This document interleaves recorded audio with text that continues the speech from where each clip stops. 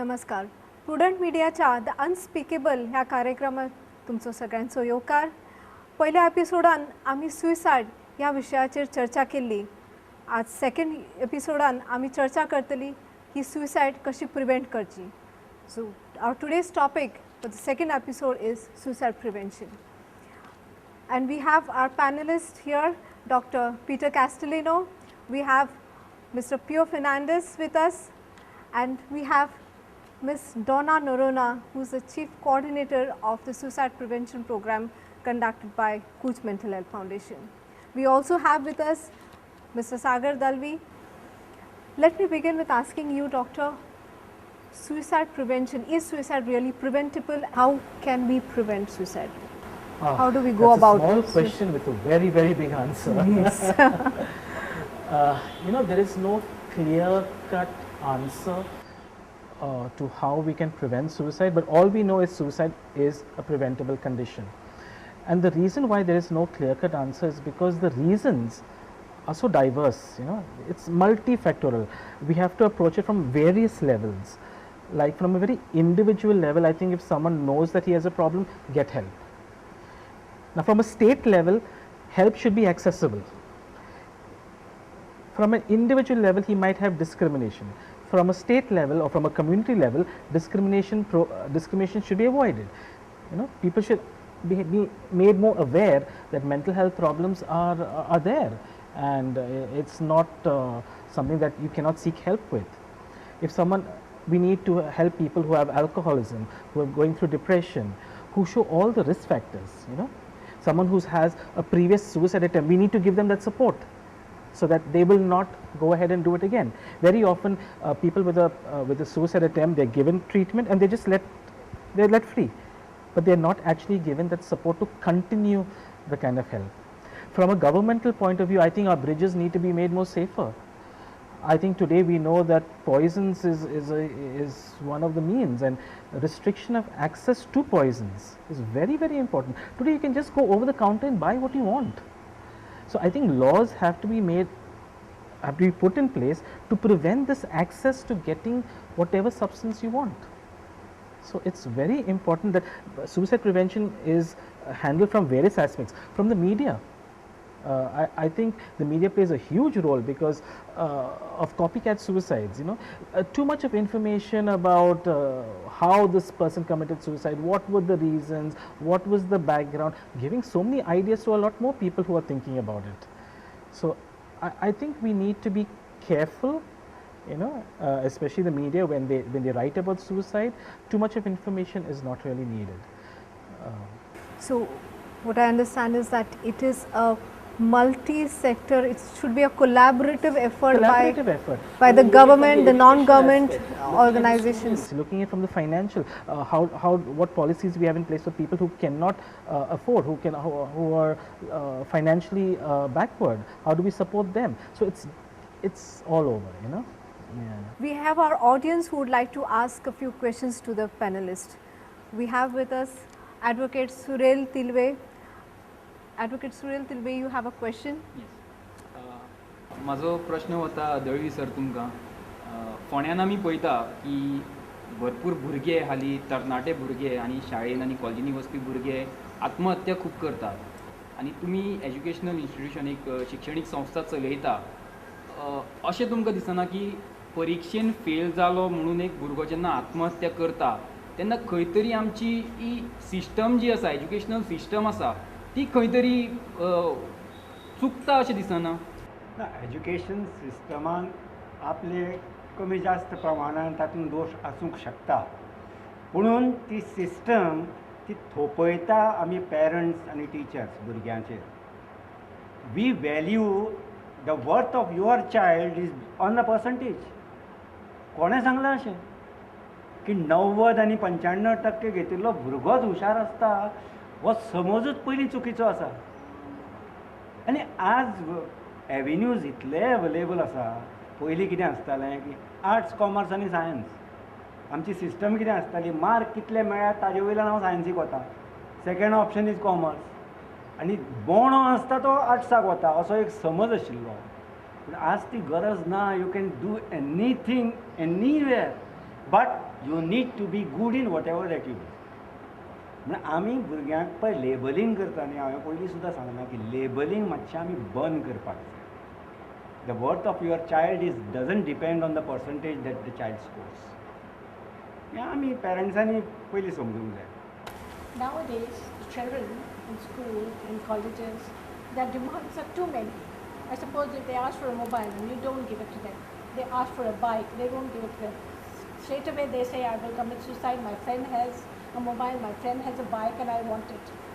They attempt, they at once they say, I want to commit suicide. So what do? What that parent does? And You need to what do introspect. we do? Yeah, it's You need to introspect. This particular culture or way of thinking has been nurtured by me in my family. I have nurtured it. So I need to question myself, why have I created this kind of culture in my family? See, what happens, I tell you, I am not against you, both husband and wife, they work and they add to the finance of the family. I am not against it. But in that case, what happens is that both these parents, they fail to give or share quality time with the children, and while coming home they come with pizza. They compensate their love with money, and obviously the child wants mobile which is costing 41,000 or 40,000 rupees. He is not happy with mobile costing 1,400 rupees.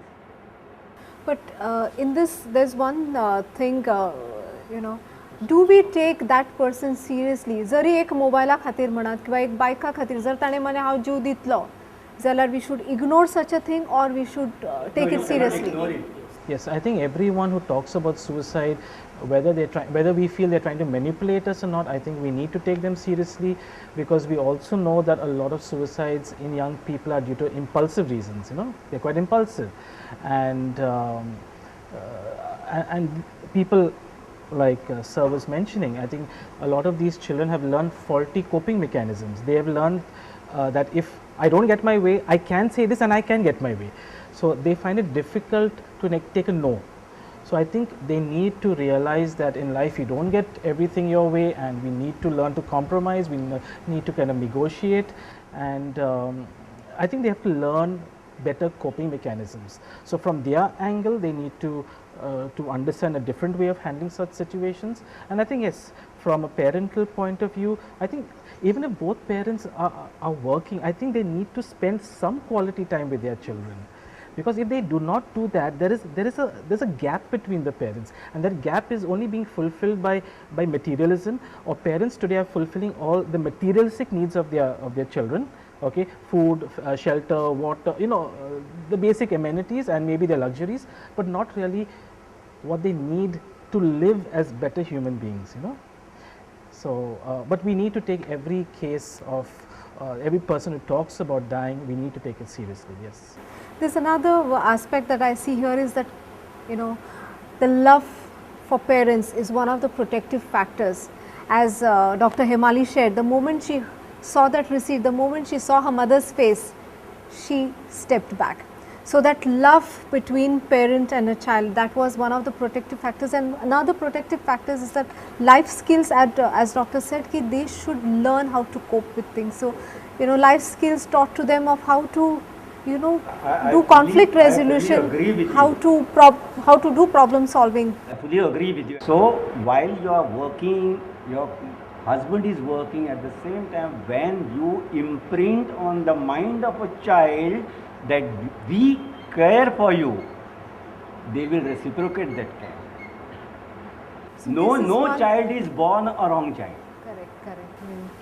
So it's like the connect with the family, the coping skills, and of course the right kind of medical help at the the right time are the protective factors.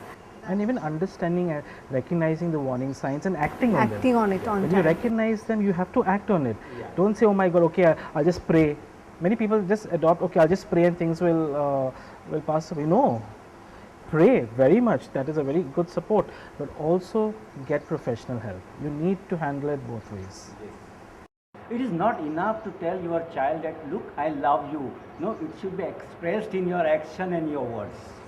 The child, without making a statement, should realize, yes, my papa or my mama really loves me. It only can come with your action or with your speech. We have one more question coming in from the audience here. दोतोर तुमी म्हणिल्ले की कोणी इश्ट B डिप्रेशनान आसा ताका विचारपाचें तुका suicidal आसा काय ना. Do you think that asking a question whether you're suicidal, you're putting an idea in his mind about suicide or about giving up his life? Wow, actually I'm very happy that you asked that question, because if we can understand the answer to this question, I think we can save a lot of lives. And the thing is, if someone shows you the signs of helplessness, hopelessness, or they say things like, I'm fed up, it's over, zauchena, beja zale, I think we need to ask them directly, what do you mean by that? Are you talking about dying? Are you talking about ending your life? I think we need to ask these questions. And it is a myth. This is a researched fact that by asking such a question, we are not going to be putting ideas in people's mind, and I think we've been having this, we've been having these programs in various schools and colleges, and people find it difficult to understand that we can ask a direct question. But research shows that yes, we should. And if we do ask this question, we can intervene. Because when we ask such a question to someone who's going through that, see, it's difficult to go and tell someone I want to end my life, but I'll be feeling it. I'll give out the signs. I wish I was dead. I wish, I can't live anymore. But I won't tell you that I'm planning on committing suicide. But if I ask this question directly, someone who's going through it will feel, wow, this person understands the intensity of my pain. He understands the level of the pain that I'm going through. And he will actually open out. And then yes, then I think we need to go one step. If he says, yes, I am planning, I am thinking of dying, I think we need to ask him further questions. Do you have a plan? When do you hope to achieve this plan? Have you got the means? We need to ask these questions, because by asking these questions, we'll understand to what extent that risk is. And then the appropriate intervention can be taken. And today really a lot of people share this. In fact, studies have shown that more than 80% of people who actually end their life have spoken to someone about it, have given clear indicators, but people have not asked the right kind of questions. So I think it's important that So you mean they give filler questions, but people are not able to catch the filler not questions. able to What catch it. kind of filler questions could it be? This is what I'm saying, na? I'm feeling fed up. They won't say questions, they're statements. Beja juache meat, Yeah. zauchena pude. Yeah. I want to end it all. I want to end it all. I wish I was dead. Yeah. I can't live anymore. Life is too difficult. When we hear these statements, ask a direct question. What do you mean by that? Are you thinking about dying? Are you thinking of committing suicide? If we look at the risk factors for suicide, if you just look at that, and the highest risk factor is anyone who's had a previous suicide attempt. So